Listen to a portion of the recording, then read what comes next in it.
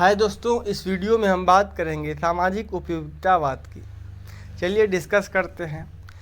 Ihering ने अपने पूर्ववर्ती ऑस्टिन के विध्यात्मवाद तथा बेंथम व मिल के उपयोगितावाद को समेकित करते हुए अपनी विधिक अवधारणाएं प्रस्तुत की, क्योंकि विधि समाज के जीवन की स्थितियों की गारंटी है जो राज्य की बाध्यता की शक्ति द्वारा सुनिश्चित होती है। यह सत्ता संघर्ष का परिणाम है जिसका कार्य सामाजिक प्रयोजन की पूर्ति करना है। यह राज्य द्वारा एक सुनिश्चित रूप में संगठित बल प्रयोग है, किंतु मात्र ही सामाजिक तंत्र को नियंत्रित करने का एक साधन नहीं है।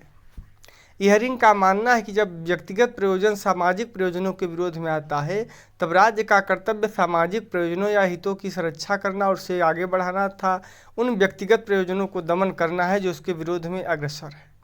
इस लक्ष्य की पूर्ति या तो पुरस्कार के द्वारा या राज्य के बल प्रयोग के द्वारा की जा सकती है।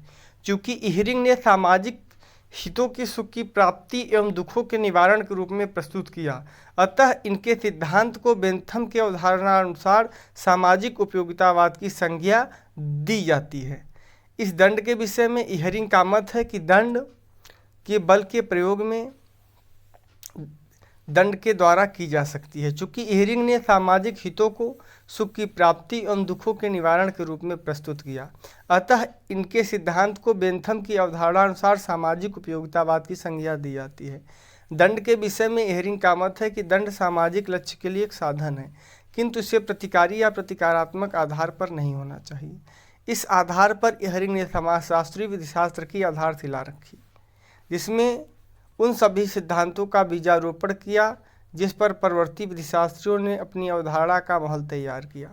संभवतः इन्हीं विशेषताओं के कारण फ्रीडमैन ने इहरिंग को आधुनिक समाजशास्त्री विधिशास्त्र का जनक कहा। इहरिंग के हितों पर आधारित सामाजिक उपयोगितावाद की इस आधार पर आलोचना की जाती है कि सिद्धांत केवल समस्याओं की ओर संकेत करता है, संसाधन की ओर नहीं, तथा यह भी विधि की संरक्षा करती है, न कि प्रयोजन की।